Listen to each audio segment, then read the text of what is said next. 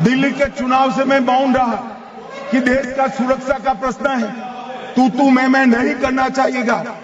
आज मौका भी है, दस्तूर भी है। इन्होंने सवाल उठाया, मैं बिल भी ये लेकर आया हूं, इसलिए मैंने देश की जनता को सत्य बताया है। ये 450 किलोमीटर जो आपकी कृपा से खुली रही है, वहीं से घुसपैठ है, वहीं नागरिक बनते हैं, वहीं आधार कार्ड बनाया जाता है और देश भर में फैल जाते हैं। मान्यवर, आज मैं कई बार अलग अलग भाषणों में, अलग अलग जलसों में ये विषय उठा जाता है, बांग्लादेशी घुसपैठियों के लिए बीएसएफ क्या कर रही है, सेना क्या कर रही है। मैं आज वास्तविकता इस देश को बताना चाहता हूं और मैं ऐसा करता हूं कि तृणमूल कांग्रेस के सारे लोग सदन को छोड़कर नहीं जाएंगे, ध्यान से सुनेंगे। मान्यवर, हमारी बांग्लादेश के सटी हुई सीमा, अब सुनिए भाई, हमारी बांग्लादेश से सटी हुई सीमा 2216 किलोमीटर है। उसमें से 1653 किलोमीटर बाढ़ बन चुका है, बाढ़ के पास वाला रोड भी बन चुका है और चौकियां भी बन चुकी है। शेष फेंसिंग की लंबाई है 563 किलोमीटर। 563 किलोमीटर सीमा आज भी खुली है और शेष फेंसिंग जो 563 किलोमीटर है, उसमें 112 किलोमीटर फेंसिंग ऐसी है, बॉर्डर ऐसी है जिसमें बॉर्डर फेंसिंग व्यवहारू नहीं है। नाले हैं, नदियां हैं, ऊंची नीची पहाड़ियां हैं, जहां 112 किलोमीटर में फेंसिंग हो ही नहीं सकता और 450 किलोमीटर जहां फेंसिंग होता है वहां बाकी है। अब मैं वो बताना चाहता हूं कि क्यों बाकी है। ये 450 किलोमीटर के लिए मान्यवर, मैंने डीओ लेटर लिखकर 10 रिमाइंडर करे हैं, बंगाल सरकार भूमि नहीं देती। मान्यवर, ये 450 किलोमीटर के लिए गृह सचिव बंगाल के मुख्य सचिव के साथ 7 मीटिंग करे, ये भूमि नहीं देते हैं। मान्यवर, जहां फेंसिंग लगाने जाते हैं, सत्ताधारी पार्टी का कैडर आकर हुड़दंग करता है, धार्मिक नारे लगाता है। और मान्यवर, मैं कहना चाहता हूं कि ये 450 किलोमीटर फेंसिंग रुकी है तो केवल और केवल बंगाल सरकार की दया की दृष्टि घुसपैठियों के पर जो है, इसके कारण। और मान्यवर, इससे आगे ये 450 किलोमीटर शायद ये भाषण सुनकर ममता जी भूमि दे भी दे तो हम खत्म कर देंगे, फिर भी 112 किलोमीटर खुली सीमा रहती है। मान्यवर, जब आप 2000 किलोमीटर बाढ़ बना देते हो और 112 किलोमीटर नहीं बनाते हो तो कई बार तो ये 2000 किलोमीटर के कोई मायने नहीं। आदमी को घुसने के लिए कितनी जगह चाहिए। तो 112 किलोमीटर जो नदी है, नाले हैं, एक कठिन भौगोलिक परिस्थिति है, वहां से लोग आते हैं। ये सवाल हमें करते हैं, अभी भी किया कि रोहिंग्या दिल्ली तक आ गए, आपके नाक के नीचे आया। मान्यवर, ये बांग्लादेशी घुसपैठिए हो या रोहिंग्याज हो जो घुस कर आते हैं, पहले असम से भी आते थे जब कांग्रेस की सरकार, अब बंगाल से आते हैं टीएमसी की सरकार, घुस कर आते हैं। इनको आधार कार्ड दादा कौन देता है? नागरिक कहां के बने हैं? कहां के बने हैं? जितने बांग्लादेशी पकड़े गए 24 परगना जिले का आधार कार्ड और नागरिकता है मान्यवर। और ये जो आप आधार कार्ड इश्यू करते हो, वो आधार कार्ड लेकर, वो वोटर कार्ड लेकर ये दिल्ली तक आते हैं। आप उनको आधार कार्ड इश्यू न करो, आदमी क्या परिंदा भी पैर नहीं मार पाएगा। और दादा, ये सब चीजें भी लंबे समय चलनी नहीं है। 26 में चुनाव है, बंगाल में कमल खिलेगा और पूरा बंद होगा। मान्यवर, मुझे भी मान्यवर, मैं आज कहना चाहता हूं, दिल्ली के चुनाव से मैं बाउंड रहा कि देश का सुरक्षा का प्रश्न है, तू मैं नहीं करना चाहिएगा। आज मौका भी है, दस्तूर भी है। इन्होंने सवाल उठाया, मैं बिल भी ये लेकर आया हूं, इसलिए मैंने देश की जनता को सत्य बताया है। ये 450 किलोमीटर जो आपकी कृपा से खुली रही है, वहीं से घुसपैठ है, वहीं नागरिक बनते हैं, वहीं आधार कार्ड बनाया जाता है और देश भर में फैल जाते हैं। मान्यवर,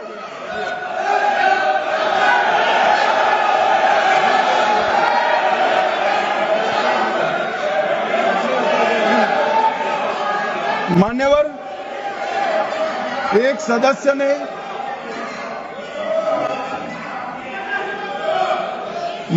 सदस्य ने मुद्दा उठाया कि पासपोर्ट रैंकिंग में 50वां नंबर है।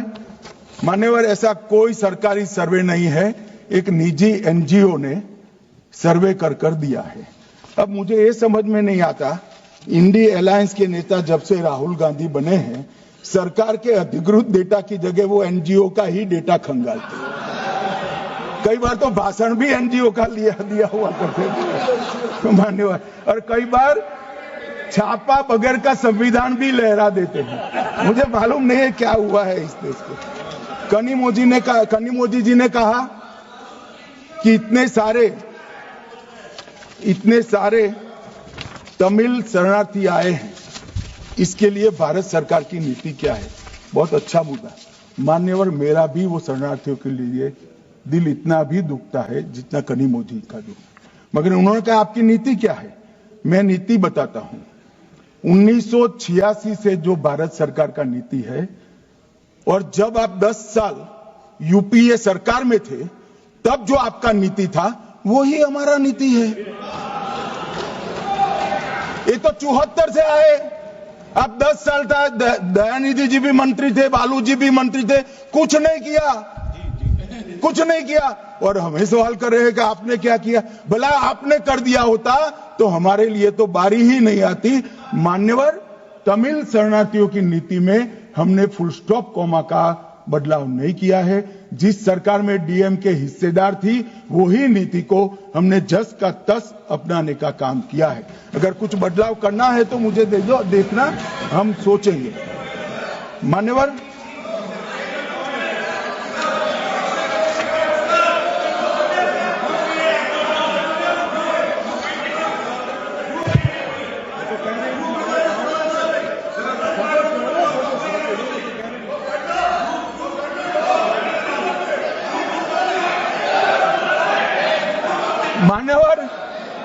मान्यवर, मुझे अब तक एडीएमके के सारे एमपी 4 बार मिले अलग अलग समस्या पर, एक में भी तमिल शरणार्थी का जिक्र नहीं। और कहते हैं डू समथिंग। भाई आप तो कहते हैं, हमने तो आपकी नीति पर चले, हम माने ये सच्ची होगी। अभी भी आप दीजिए, हम सोचेंगे इस पर।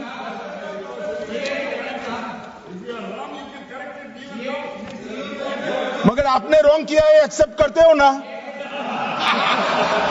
आपने रॉन्ग किया, वो तो स्वीकार कर लिया, चलो अच्छी बात है। मान्यवर, एक सीएए का जिक्र है। मैं इसमें कोई राजनीतिक टिप्पणियां करना नहीं चाहता। मैं इतना कहना चाहता हूं कि आजादी के वक्त जब आनन फानन में देश का विभाजन किया गया और दोनों ओर भयंकर खूनामार हुई, हजारों बौद्ध, हिंदू, सिख लोग ट्रेन की ट्रेन भरकर काट दिए गए। मान्यवर, तब हमारे देश के नेता गांधी जी, नेहरू जी, सरदार पटेल सबने अपील कहा था कि वहां रह जाइए, अभी स्थिति ठीक नहीं है, बाद में भारत में आपका स्वागत है, आओगे तो अब भारत के ही माने जाओगे।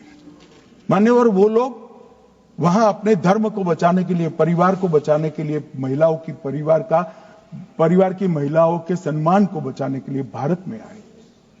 आने की व्यवस्था नहीं थी, कोई पॉलिसी नहीं थी, कांग्रेस की सरकारें बना करती थी। मान्यवर, कांग्रेस वादा भूल गई, वो घुसपैठ कर आए, सो कॉल्ड घुसपैठ। मगर मैं इसको घुसपैठ नहीं मानता, ये रियल शरणार्थी है। मान्यवर, रियल, जो अपना धर्म बचाने के लिए, अपने परिवार को बचाने के लिए यहां आए हैं, वो शरणार्थी है। मान्यवर, और इसलिए हम सीए लेने के लिए लेकर आए हैं। मान्यवर, इसमें कोई भेदभाव नहीं। हिंदू, बौद्ध, सिख, पारसी, क्रिश्चियन, कोई भी विजयन, कोई भी व्यक्ति आए, इसका भारत में स्वागत है।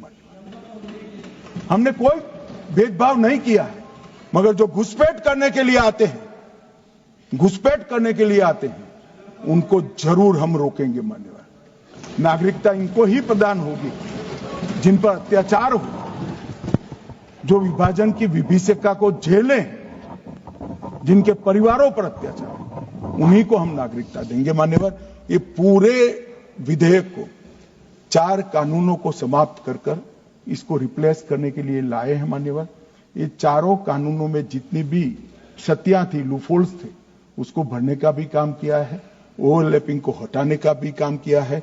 और आज के समय में भारत के अर्थतंत्र, भारत की शिक्षा, भारत की चिकित्सा पद्धति, भारत के अनुसंधान, भारत की लीगल सिस्टम, इस सबको मजबूत करने के लिए जो अंतर्राष्ट्रीय सहयोग भी चाहिए और दुनिया को भी हमने सहयोग करना है।